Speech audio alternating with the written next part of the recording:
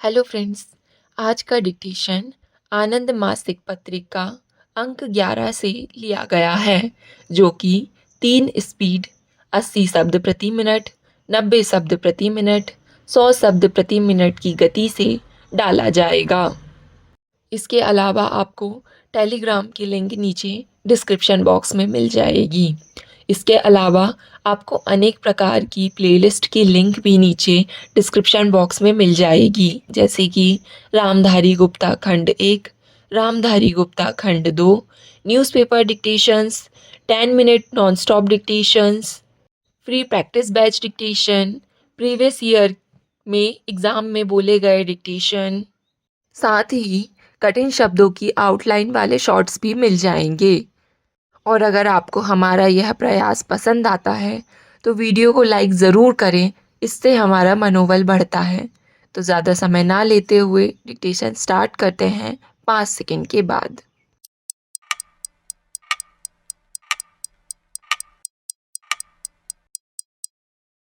Start. अध्यक्ष जी, आज विश्व में सर्वत्र अमीर और गरीब देशों में पश्चिम और पूर्व में हम न्यायोचित प्रगति की लहर पाते हैं, लेकिन जहां अभी और अधिक चहुमुखी प्रगति संभव है, हमें और अधिक बेचैनी भी देखने को मिलती है।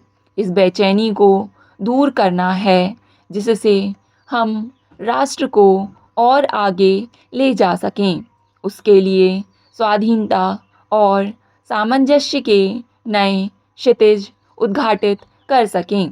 ना तो न्याय और ना ही आर्थिक प्रगति अपने आप में साध्य है, वे तो केवल साधन हैं एक अधिक सभ्य समाज के निर्माण के। सभी आधुनिक समाजों में हमें एक ओर तो श्रमिकों और उपभोक्ताओं के हितों में और दूसरी ओर पूंजी रखने वालों के साथ संतुलन बनाए रखना होता है। यही बात शहरी और ग्रामीण जनसंख्या के लिए भी लागू है। हमें या तो यह तथ्य स्वीकार करना होगा कि हमारे बीच ऐसे परस्पर विरोधी हित उपस्थित हैं जिनमें सद्भावपूर्वक तालमेल बिठाना होगा, या फिर टकराव और संघर्ष की स्थिति पैदा होने दें, जिसका परिणाम होगा अराजकता। एक लोकतंत्री समाज में यह मुख्य रूप से श्रमिकों, व्यवसायी वर्ग, शेयरधारकों, किसानों आदि के संगठनों का दायित्व है कि वे ऐसी तुलनात्मक शक्ति से काम लें जिससे उनके अपने भी हित सुरक्षित रहें और आपसी हित भी। सरकार व्यवस्थित और शांतिपूर्ण प्रगति के एक साधन के रूप में उसी सीमा तक काम कर सकती है जिस सीमा तक वह विभिन्न ग्रुपों के बीच सामंजस्य बनाए रख सके और उनमें मतभेदों को सद्भाव के साथ दूर करे। हम जो नियम और नियंत्रण आदि लागू करते हैं, उनका लक्ष्य कोई एक वर्ग या समुदाय नहीं होता। वे किसी साध्य के रूप में भी लागू नहीं किए जाते। समाज विरोधी तत्व सभी समुदायों में पाए जाते हैं। हमें उनसे बिना भय या पक्षपात के निपटना चाहिए और मुझे इसका पूरी तरह आभास है कि हमें पूरे समूहों पर दोषारोपण करने पर सभी को एक ही रंग में देखने से कोई लाभ नहीं मिलता। अगर हम प्रबंधकों और उद्यमियों का प्रतिभा संपन्न वर्ग तैयार करने चाहते हैं, तो उन लोगों को असीमित स्वतंत्रता नहीं दी जा सकती जो पहले से ही अपनी जगहों पर जमे हुए हैं। हम विशालता के अकारण विरोधी नहीं हैं, साथ ही यह आवश्यक नहीं है कि आकार में वृद्धि और कार्यकुशलता पर्यायवाची हो। हम इस तथ्य की भी अनदेखी नहीं कर सकते। अध्यक्ष जी, यह आशा करना अनुचित नहीं है कि जो उपक्रम सार्वजनिक साधनों का सहारा लेता है उसे अपने प्रबंध में सरकार या सार्वजनिक वित्तीय संस्थाओं को भी सम्मिलित करने तथा अपने आप को सार्वजनिक समीक्षा के लिए खुला करने को तैयार रहना चाहिए। स्पष्टतः लाभ का प्रश्न ऐसा है जिसमें लोगों को गहरी दिलचस्पी होती है।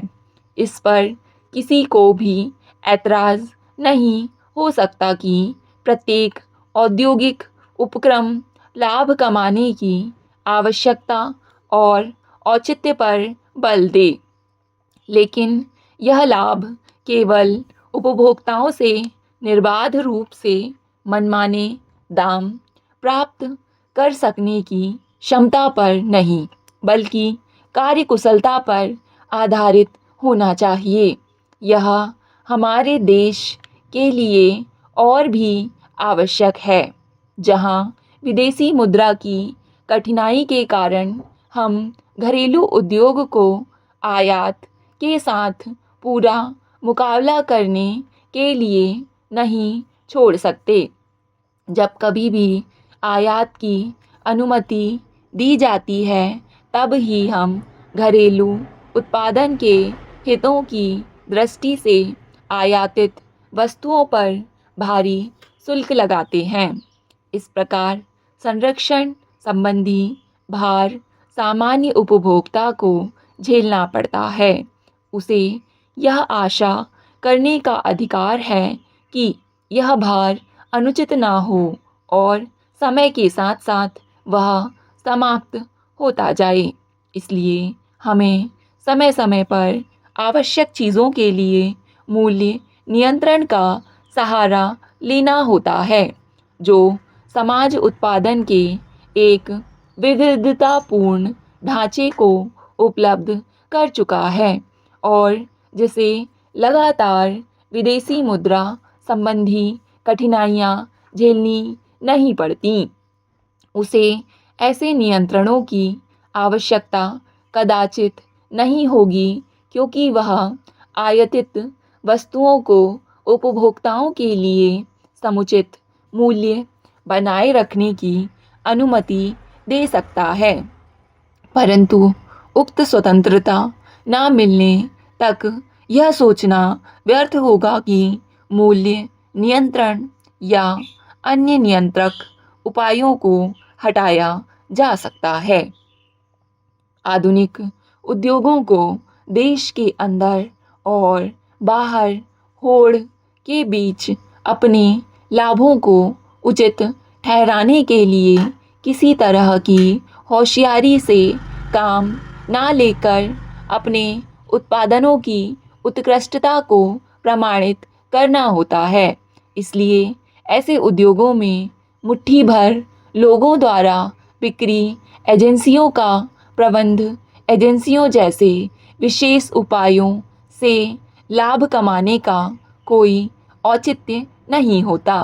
हम अपने व्यावसायिक तरीकों और आचरण को रातों रात नहीं बदल सकते, लेकिन अगर हमने आधुनिक व्यावसायिक प्रबंध पद्धतियाँ ना अपनाई या लगातार चलने वाले अनुसंधान के प्रकाश में अपनी उत्पादन प्रक्रियाओं में परिवर्तन नहीं किया, तो क्या अंतर्राष्ट्रीय बाजार में हम अपने लिए कोई समुचित स्थान सुरक्षित बना सकते हैं? स्टॉप।